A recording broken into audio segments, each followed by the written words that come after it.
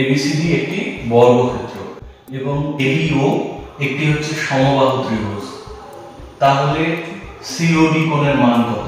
এই কোণটার মান কত? তাহলে এখানে আমরা দেখতে পাচ্ছি এওবি ত্রিভুজের এই সমবাহু ত্রিভুজের প্রতিটি বাহুর দৈর্ঘ্যই সমান। এবি সমান কত?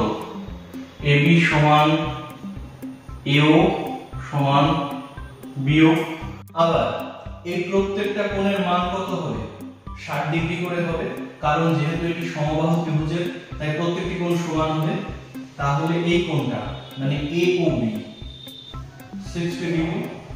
এই ত্রিভুজটা যদি দেখি তাহলে এই ত্রিভুজের এই বাহুটা আর এই বাহুটা সমান। এই কোণটার মান কত হবে?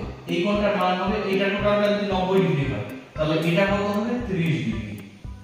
তাহলে এটা যদি 30 হয়, এই দুটো মিলিয়ে হবে এই কোণটা যোগ এই কোণটা মিলিয়ে কত? 150 ডিগ্রি। এইবার দেখো এই বাহুটা সমান এই বাহুটা, তাহলে এই বাহুটার বিপরীত কোণ এটা, এই বাহুটার বিপরীত কোণ এটা, মানে এই দুটো সমান হবে। তাহলে এক একটার মান কত হয়ে যাবে? এক একটার মান 2 দিয়ে ভাগ হবে। তার মানে a1 BOC, তার মানে BOC কোণ হয়ে গেল 75 ডিগ্রি। আবার একই ভাবে এই ত্রিভুজটা দেখো, ত্রিভুজ AOD এর AO বাহু আর AD বাহু সমান, এই দুটো বাহু একইভাবে সমান। তাহলে আর এই কোণটাও কত? এই কোণটাও একইভাবে, এটা যদি 60 হয় এটা 30 ডিগ্রি হবে। তাহলে এই দুটো কোণ কি হবে? সমান সমান হবে, কারণ এই বাহুটার বিপরীত কোণ এটা আর এই বাহুটার বিপরীত কোণ এটা। তাহলে এই দুটো কোণের মান কত হবে? একইভাবে DOA বা AOD, এই কোণটার মানও হয়ে যাবে AOD সমান সমান এর মানও কত হয়ে যাবে?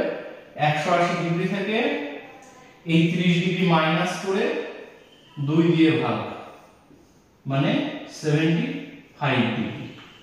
এইবার আমাদের মেইন কোণটায় আমরা পৌঁছে গেছি। তাহলে এটা পেয়ে গেছি 75, এটা 75 আর এইটুকু কত? এটা 60 ডিগ্রি। তাহলে এটা কত হবে? COD সমান হচ্ছে, দেখো এখানে টোটাল একটা বৃত্ত হয়ে যাবে, টোটাল কোণটা হয়ে যাবে 360 ডিগ্রি। 360 ডিগ্রি মাইনাস 75 যোগ 75 যোগ 60, 75 যোগ 7 সমান 360 ডিগ্রি মাইনাস 75, 210।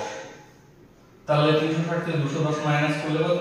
150 ডিগ্রি হয়ে গেল। তাহলে সিওডি কোণের মান কত? 150 ডিগ্রি।